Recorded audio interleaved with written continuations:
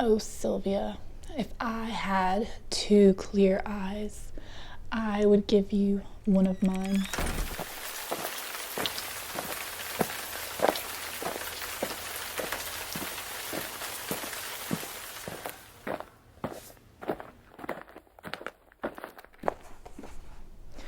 Good morning and welcome to Lost for Words. Thank you for joining me. I'm Sarah Woods as we continue exploring some of the great women poets.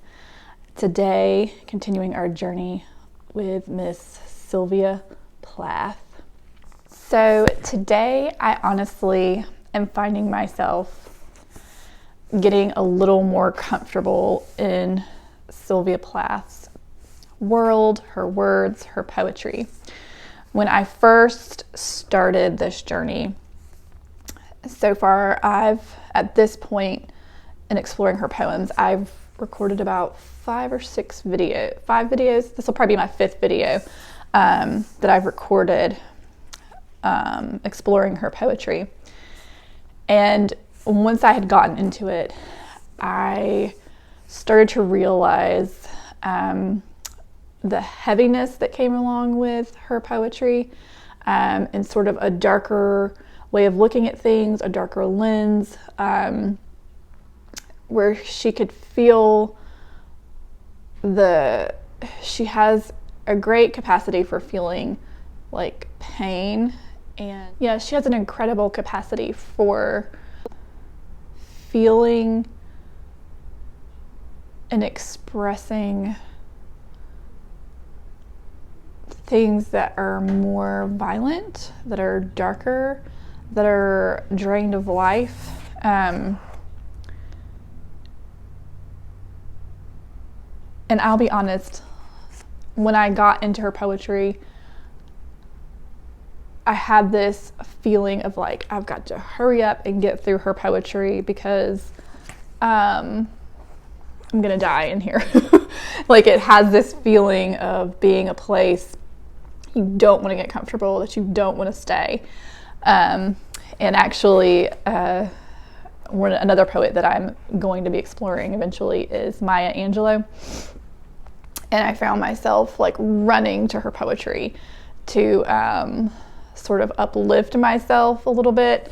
And Maya Angelou, she does have poems that do that. That sort of like help you rise up from a place that's sadder. But this morning I went to go read some of her poetry, and I was just, I started at the beginning and realized that even Maya Angelou, this really strong woman who was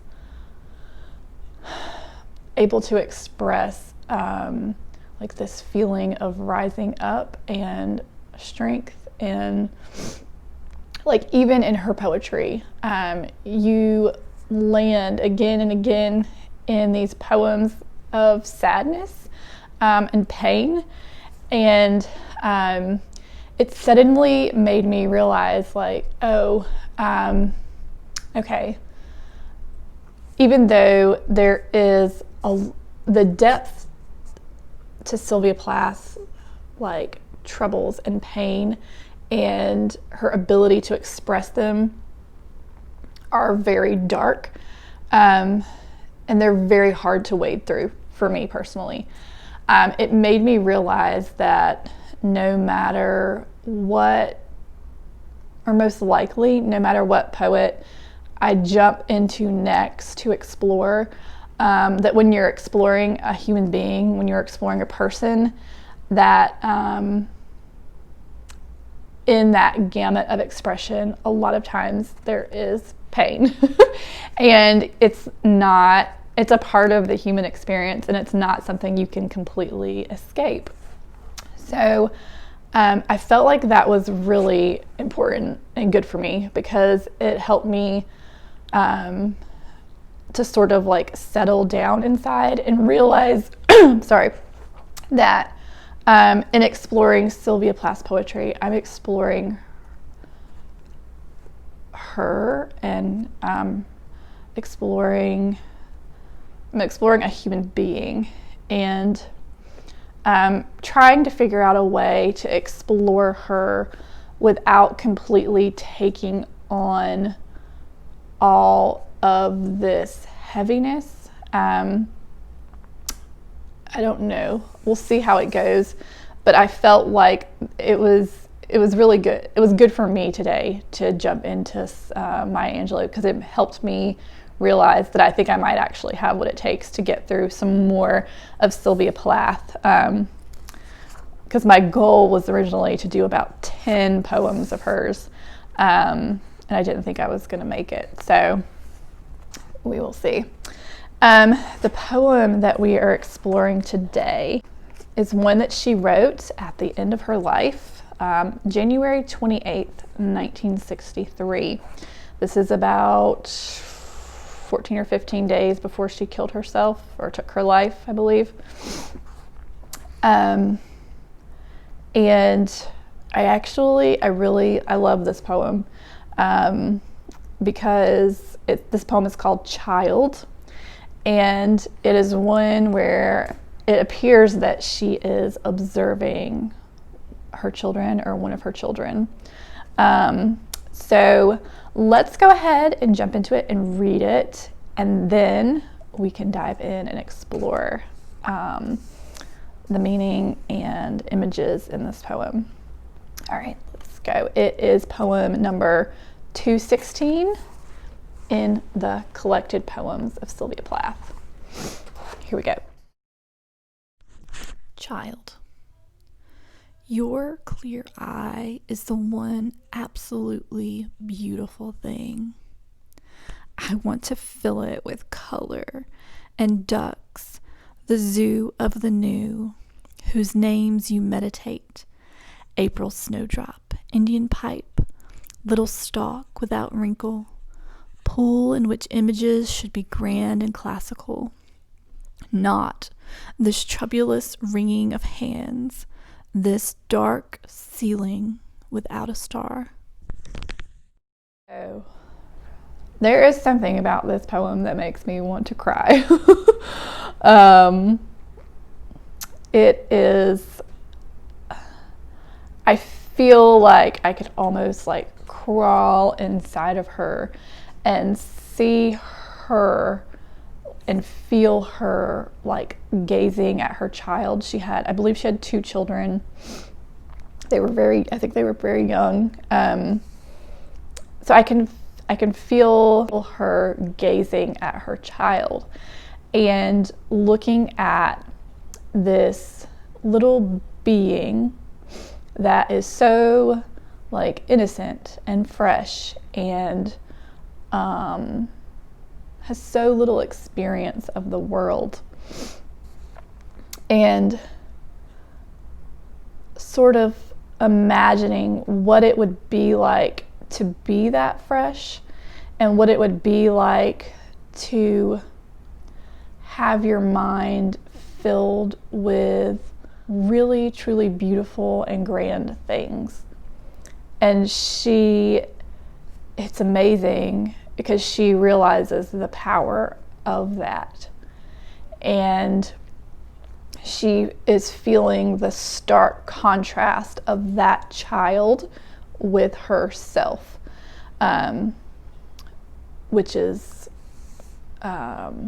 sad, but it's pretty incredible, because even like I know, like when I read her poetry, like I can feel that like dark like skin over her eye in the way that she is viewing the world. And it's like she knows, it almost feels like she knows that this is her lens on the world, and she's looking at this child and she's like, we don't start off that way. Like, we start off with hope, sort of. I don't know. And anyway, let's just jump into this poem. She starts off this poem and it says, your clear eye is the one absolutely beautiful thing. I want to fill it with color and ducks, the zoo of the new. I love this first line. It says, your clear eye is the one absolutely beautiful thing. So she's looking at this child and she is seeing the newness of their eyes, the brightness of their eyes. I looked up, let's see, to have a clear eye is to have like clear thinking, unclouded vision, like to see clearly. There's like no fog, no darkness, no fog, no obstruction to your vision, to your thoughts. You can see things for what they really are. And she is admiring this in her child. Your clear eye is the one absolutely beautiful thing. I really love that. And she says, I want to fill it with color and ducks, the zoo of the new, whose names you meditate, April snowdrop, Indian pipe, little stalk without wrinkle. So you imagine this like eye that has the opportunity to be filled with something. And you imagine like the human experience and everything that it's possible for a child to experience. It's possible for a child's eye to grow up not encountering much human contact. They could spend all their time watching TV. A child's eye can spend its life watching their parents argue and fight, and can watch chaos. A child's eye can experience the lens of the world through poverty, through violence. But a child's eye can also experience the world through the lens of another, like a parent's, like with the view of a parent's eye, like a parent's eyes that love them. That child can experience the world through a curious exploration of nature, of colors, of creativity. I don't know. But she says that she wants to fill it with color and ducks and the zoo of the new. I think that's really, to me, that's really beautiful. That Sylvia Plath knows there's something that can fill the eyes that is better than what she has experienced. She says, whose names you meditate, April snowdrop, Indian pipe. April snowdrop is a wildflower that's, I think, very popular in Europe. I think it's a small little flower, and it's white, and it's sort of bell-shaped. So it's a white flower. Indian pipe is like this, they say it, a lot of people think it's a fungus, but it's not a fungus. It looks sort of like a mushroom, but it's not. But it does grow in the dark. It grows in the darkest forests, and it's a member of the blueberry family. And it's also like a milky white color. So she wants to fill her child's mind with color and ducks, the zoo of the new, like new things, animals, color. And then she says April snowdrop, which is a little small wildflower that's white and bell-shaped, and Indian pipe, which is like a white flowering plant that grows in the darkest forest. It's also white. So she is imagining she wants to fill her child's eye with little white flowers. There's something very innocent and delicate and beautiful and wild about these flowers. Then she says, little stalk without wrinkle. I think that image is sort of like this this child being like a growing plant that hasn't experienced much yet because it has no wrinkles, it's new, it hasn't aged. And then she says, a pool in which images should be grand and classical. I think that's interesting, that she is imagining the eyes of her child like a pool that she would fill with grand images and classical images. When you think of classical art, I was trying to remember what I think of when I think of classical art. I think it's a lot of times based off of like Greek and Roman ideals, like ideal proportions, ideal beauty, ideal lines. Like it's very ideal, and there's like a sense of perfection about it. So you can feel her desire, like if I could just fill your eyes with things that are so awe-inspiring and full of perfection and beauty and like healthy, something healthy and like amazing. You can just feel her wanting more for her child, which is like, I don't know, I think that's a beautiful part about being a parent. It's also, I feel, a sad part of, it can be a sad part of being a parent, especially when you realize you're the parent that's in charge of doing this. And if you're somebody who doesn't feel like you have the power to give your child this, I feel like this would be very disheartening to look at this fresh child and be like, oh, like this is what you could have, but like I'm your parent. And so like right here she says like she would fill pool in which images should be grand and classical, not this troublous wringing of hands, this dark ceiling without a star. And so I looked up, so now she has like flipped things back to herself, and she's saying like, this is what I want for my child, like all this like amazing, beautiful things to fill this child's eyes. And then she says, not this troublous. And so she is like going back to herself, and she's describing herself as troubled. Not this troublous wringing of hands. And so then you get this picture of Sylvia Plath like holding on to her, like this nervous wringing of hands. And I looked up like wringing of hands, and some stuff came up, like psychology stuff that was interesting, that was talking about that when we have, one of the things we do when we're cold is we rub our hands together to warm our hands.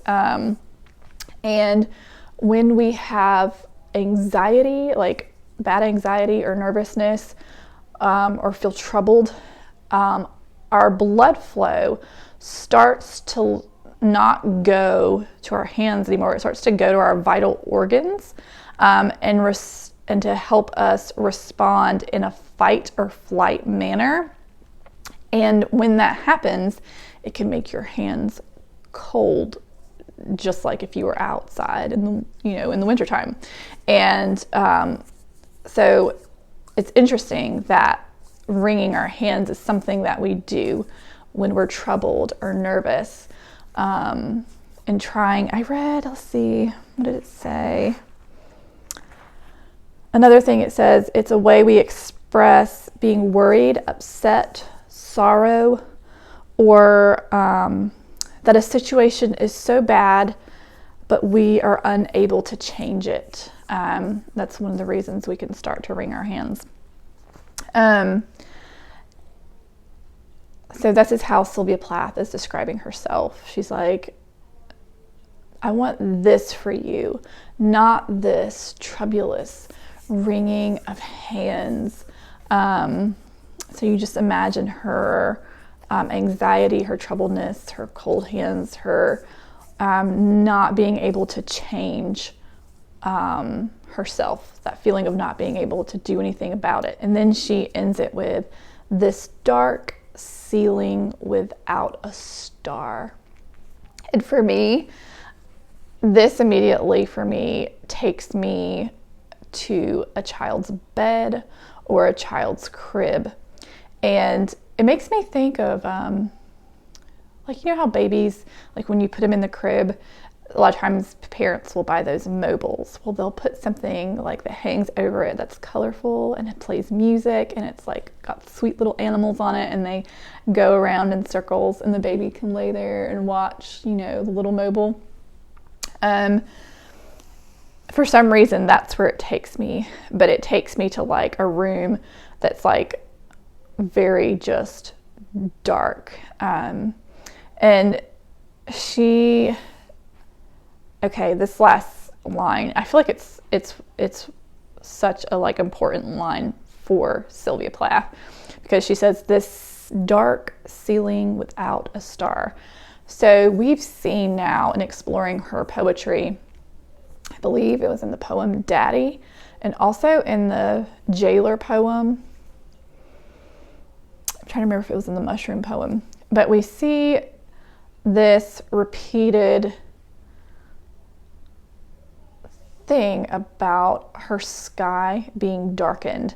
And we know that from the poem Daddy, she talked about her father being a swastika so black no sky could squeak through. And then in the poem Jailer, what did she say about the sky in that one? She said, she was talking about, what have I eaten? Lies and smiles. Surely the sky is not that color. That was from the Jailer.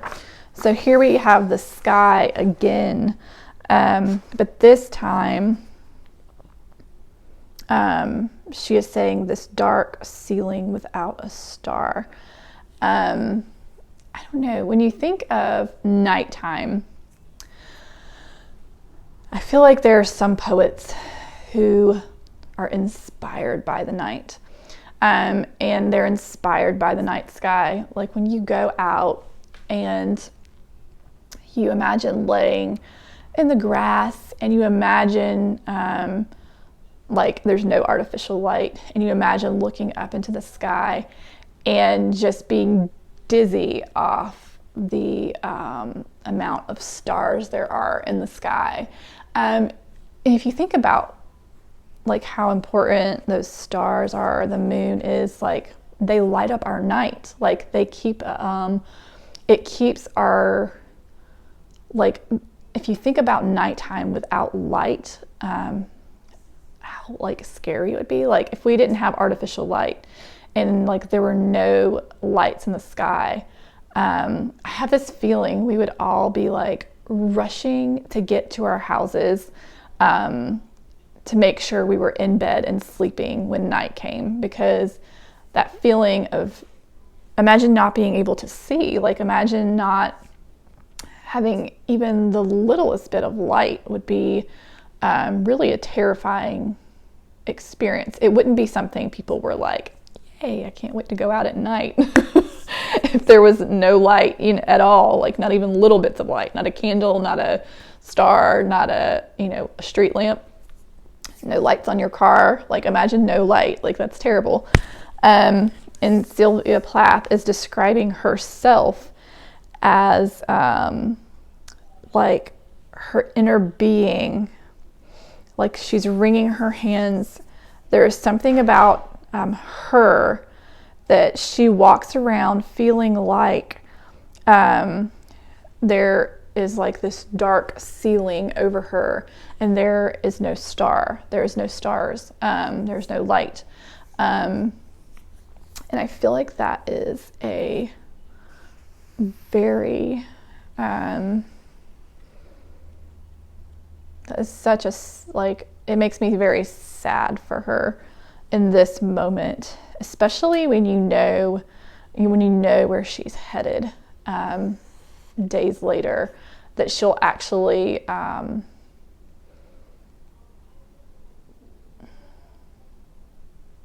it's like you can tell like that darkness in her is snuffing out her ability to live or thrive.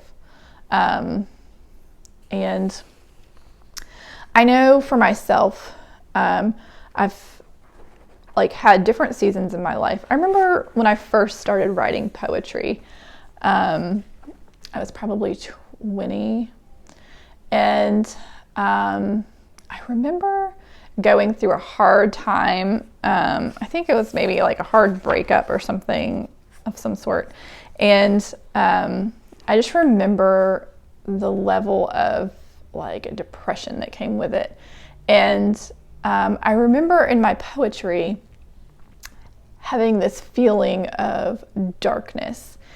And I remember writing things that I was like, if I can just make it to the light, if I can just keep going until morning gets here.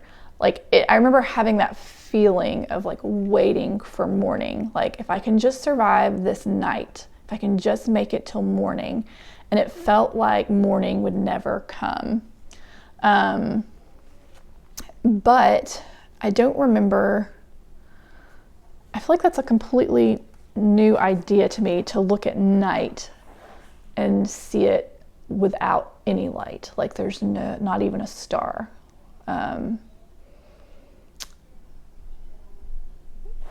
Yeah.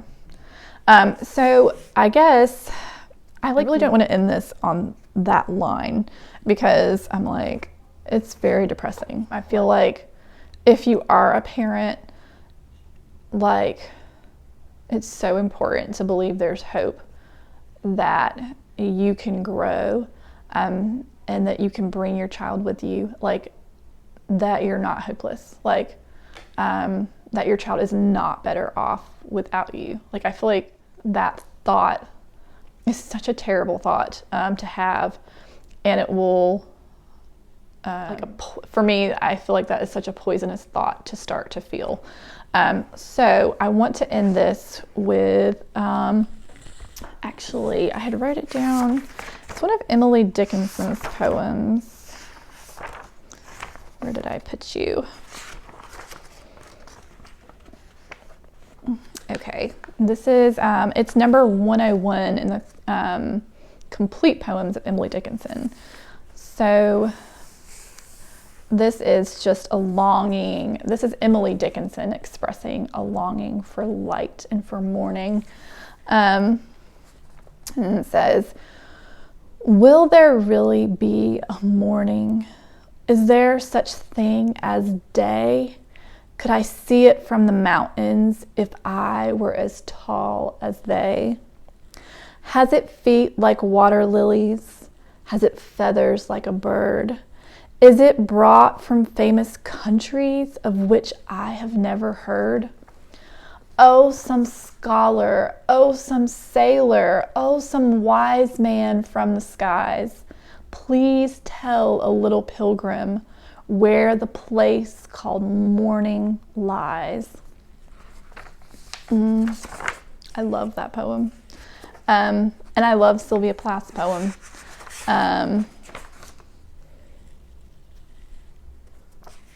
I think it's funny, people can be like light in your life and like stars. And sometimes I wonder, with Sylvia Plath, if she was, it's funny, it's like the men in her life,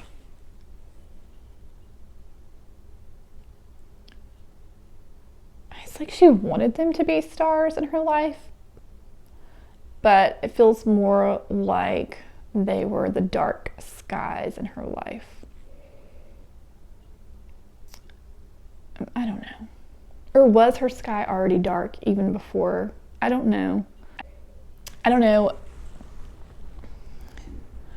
I guess there's part of me, I think at some point I might like to do a video about writing a new sky for writing a new sky for Sylvia, writing stars into Sylvia's sky.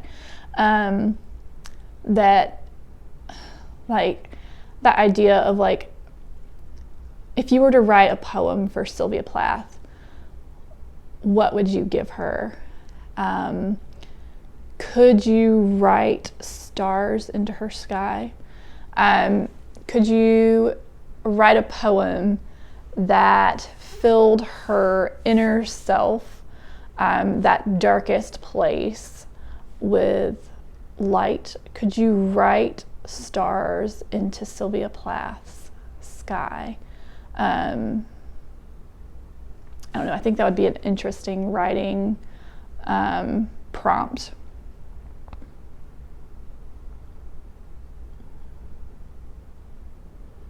I don't know, what do you think? I guess if anybody out there actually does this, I would make a video putting together some of the poetry that people come up with. I might even do one myself anyway. But if it's something you're interested in doing, let me know. I think that would be really cool to do. Anyway, so we're going to stop there. And I guess I'll end this with,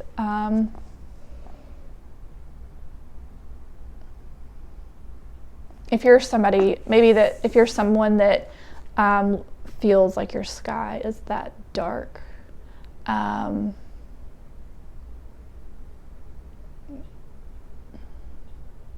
I guess I just pray that you don't stop looking for those hopeful things, those bright things in yourself. And, like, can you just, like, almost imagine, like, somebody going around gathering all the, like gathering stars and constellations, and then like coming up to a person and then being like, and, like, all it would have to do is just, like, fill up their soul, and their dark night would not be so dark anymore. I don't know, I like that idea. I don't know, I think I'm just rambling now. But thank you for joining me in my journey with Sylvia Plath. Feels like maybe I will be able to continue this journey without giving up. I hope you guys have a great week, and I will see you again next time. Goodbye.